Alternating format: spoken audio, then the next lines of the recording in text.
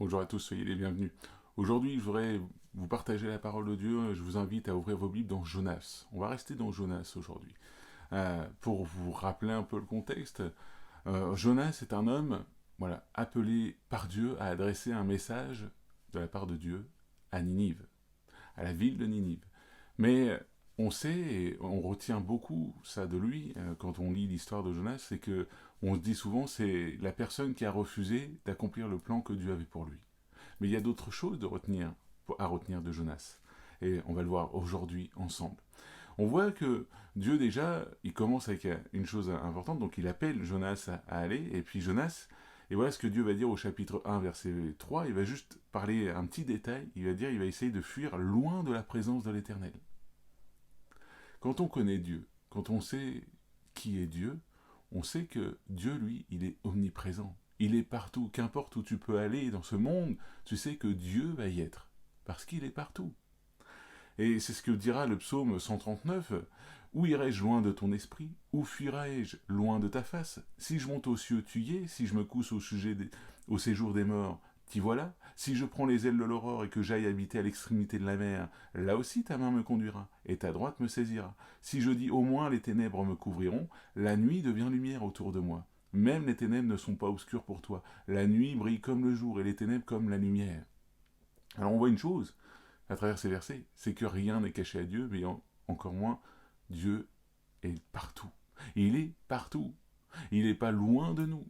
Justement, il est tout autour de nous. Par contre, c'est vrai que, et là c'est important, parce que pourquoi il est dit au verset 3 qu'il a essayé de fuir loin de la présence de l'Éternel? Quand on connaît Dieu, on sait qu'on ne peut pas fuir Dieu. Mais par contre, son cœur était loin de Dieu. Votre cœur peut être loin de Dieu. Malgré que Dieu est partout, votre cœur peut être loin de l'Éternel. Et c'est là qu'aujourd'hui, il faut vous poser les bonnes questions. Suis-je toujours dans la présence de Dieu?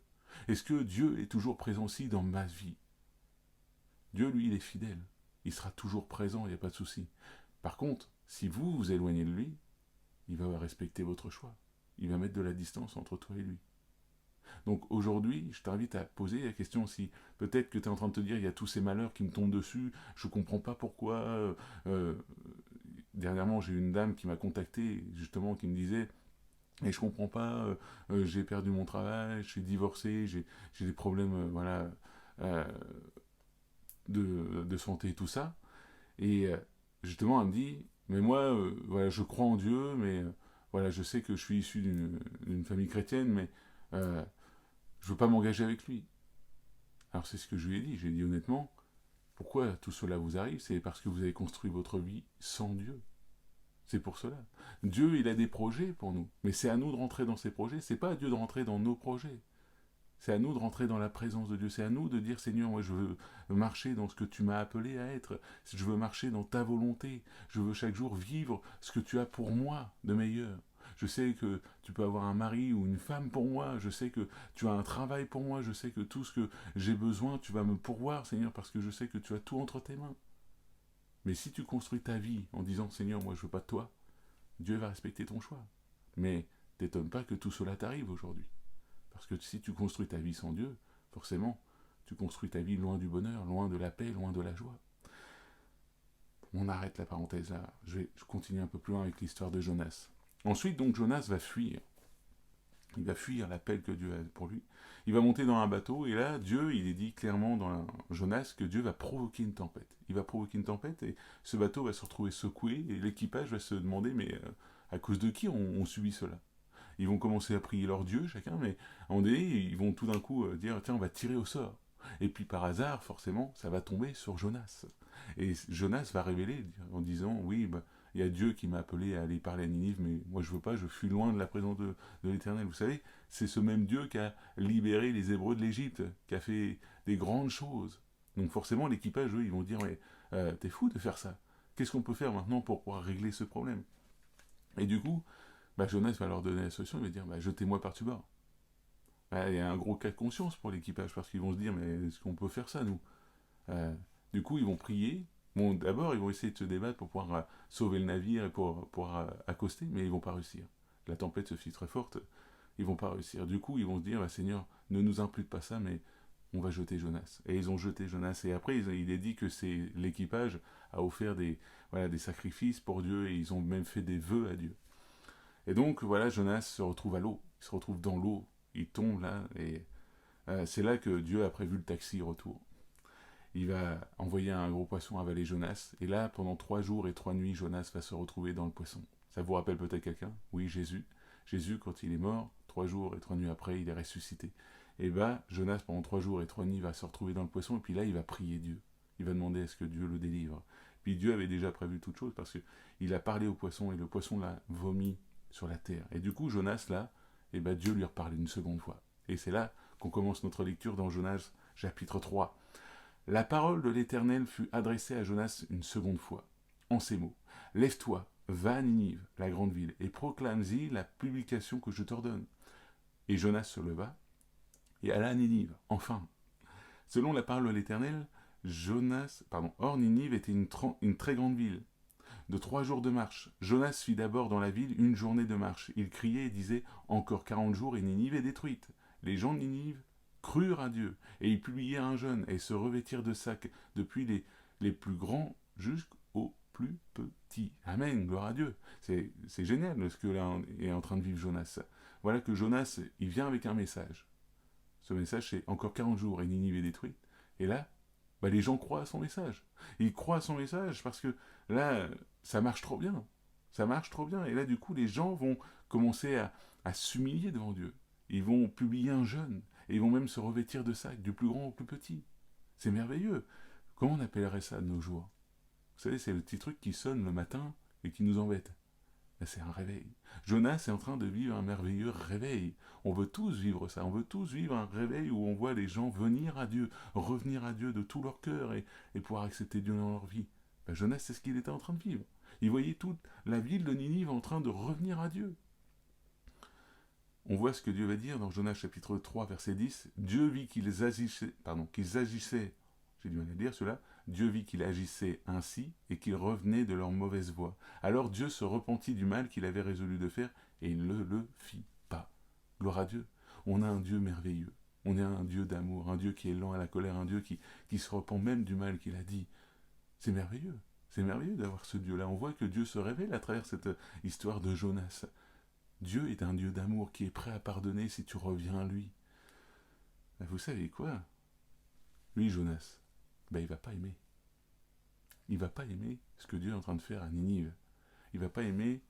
Voilà ce qu'il va dire, Jonas chapitre 4, c'est le dernier chapitre de Jonas, verset 1, on va lire jusqu'au verset 4. Cela déplut fort à Jonas, et il fut irrité. Il implora l'Éternel et dit, ah, Éternel, n'est-ce pas ce que je disais quand j'étais encore dans mon pays? C'est ce que je voulais prévenir en fuyant Tarsis, car je savais que tu es un Dieu compatissant et miséricordieux, lent à la colère et riche en bonté, et qui te repent du mal. Maintenant, Éternel, prends-moi donc la vie, car c'est la mort, mais préférable à la vie. L'Éternel répondit, fais-tu bien de t'irriter? Est-ce que vous comprenez sa réaction? Moi, je vous avoue que là, je suis en train de me dire, mince, c'est Dieu qui est en train de sauver tout un peuple. Ben, vous savez quoi? C'est que Jonas, lui, en fait, c'est ce qu'il attendait de Dieu, c'est que Dieu vienne et juge la ville de Ninive. Parce qu'il est dit que, quand vous lisez au chapitre 1, que Ninive était une ville quand même qui faisait ce qui déplaisait à Dieu. Ninive faisait n'importe quoi. Ninive avait certainement dû faire du mal aussi, peut-être à Jonas, on ne sait pas. Mais Jonas, lui, voulait que Dieu vienne et juge Ninive, qui condamne Ninive. Mais Dieu révèle encore une chose, c'est qu'il est prêt à faire grâce pour ceux qui reviennent à lui. Malgré ça, donc, on voit que Jonas, il va se faire une petite cabane bien confort à l'ombre. Et Dieu va même faire planter, on le voit dans le chapitre 4, si vous continuez la lecture, vous allez voir tout ça. Dieu va pousser une plante à côté de cette cabane pour lui donner encore un peu plus d'ombre, c'est un ricin, qui va s'élever au-dessus de Jonas et en une nuit, il va le faire pousser ça en une nuit, puis l'autre nuit d'après, il va la tuer. La plante, hein, je parle bien. Et l'autre nuit, il va la faire disparaître. Et là encore, une fois que Jonas va voir que la plante elle a poussé, il va en profiter une journée et ensuite, la nuit d'après, elle va mourir. Là encore, le lendemain, Jonas, il va s'irriter encore. Il va se mettre en colère encore. Et je pense, moi, personnellement, que Jonas devait être le premier Français de la Bible. S'il aurait pu faire grève, il aurait fait grève. Il s'occupait de ce qu'il pensait. Lui, pour lui, il fallait que Dieu vienne juger Ninive. Il ne fallait pas qu'il vienne faire grâce. Et pourquoi? Parce que Heureusement qu'on a un Dieu d'amour, un Dieu qui fait grâce, un Dieu de justice. Mais pourquoi? C'est parce que Jonas, en fait, il ne se souciait pas des âmes. Les âmes de Ninive, c'était pas sa priorité pour Jonas. Lui, il voulait bien faire ce que l'Éternel voulait, mais il fallait que ça marche dans son sens. Combien de fois on ressemble à Jonas? Souvent, on attend que Dieu agisse selon notre pensée. Mais Dieu n'est pas comme ça. Dieu, il agit selon son caractère, selon lui. C'est Dieu. C'est lui qui doit agir. Alors aujourd'hui, ne soyons pas des Jonas. Vous savez, Jonas, il s'est assis à l'ombre à un moment donné, il regardait ce qui se passait, ce qu'il allait se passer pour Ninive. Et souvent, on est un peu comme lui. En fait, on regarde le monde, puis on voit, on dit Seigneur, il faut que tu agisses. Mais j'ai eu ce verset qui, qui tape un peu. Romains chapitre 10, verset 14. Comment donc invoqueront-ils celui qui n'ont pas cru? Et comment croiront-ils en celui qui n'ont pas entendu parler? Et comment en entendront-ils parler s'il n'y a personne qui prêche? Et comment y aura-t-il des prédicateurs s'ils ne sont pas envoyés selon ce qui est écrit? Qui sont beaux les pieds de ceux qui annoncent la paix, de ceux qui annoncent la bonne nouvelle? Souvent on prie, Seigneur, touche les cœurs. Seigneur, viens parler à leur cœur, viens convertir peut-être ma famille, viens convertir peut-être mes voisins, viens peut-être convertir les gens qui sont au dehors. Mais si personne leur témoigne de l'amour de Dieu, si personne leur parle de Jésus, si personne leur parle de cette grâce que Jésus nous fait, comment pourront-ils croire? Aujourd'hui, ne soyez pas comme des Jonas qui ne s'inquiètent pas des âmes des autres. Justement, il faut qu'on s'inquiète des âmes, il faut qu'on dise « Seigneur, moi je suis ton témoin et je veux témoigner de toi. Je veux continuer à annoncer ce que tu as fait dans ma vie pour que les âmes puissent venir à toi et qu'ils puissent être changés eux aussi. » Aujourd'hui, Dieu t'appelle à être son témoin. Il le dit dans Actes chapitre 1, verset 8, « Mais vous recevrez une puissance, le Saint-Esprit survenant sur vous, et vous serez mes témoins à Jérusalem, dans toute la Judée, dans la Samarie et jusqu'aux extrémités de la terre. » Aujourd'hui, revêt-toi du Saint-Esprit. Demande à ce que Dieu qui te donne son Saint-Esprit pour que tu puisses être un témoin entre ses mains. Pour que les gens qui soient autour de toi ne puissent pas te voir toi, mais puissent voir Jésus en toi. Ça, c'est à toi de te mettre devant Dieu. Avoir le souci des âmes. C'est ça le problème que Jonas n'avait pas. Il ne se souciait pas des âmes de Ninive. Alors que Dieu, lui, à ses yeux, rien qu'une âme, c'est les choses les plus importantes, au point de même sacrifier son fils à la croix. Dieu nous aime tellement qu'il a décidé de sacrifier ce qu'il a de plus précieux pour nous à la croix, pour nous sauver, parce qu'il ne veut pas laisser les âmes aller en enfer. Et il a ouvert une porte pour ça, c'est Jésus-Christ. Aujourd'hui, mon ami, tourne les regards vers Jésus.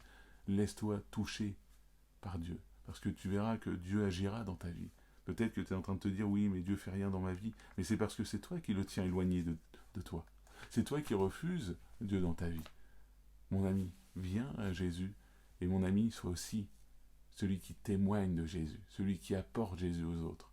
Que Dieu te bénisse, j'espère que cette parole t'a fait du bien et t'a encouragé, et on se retrouve à la prochaine.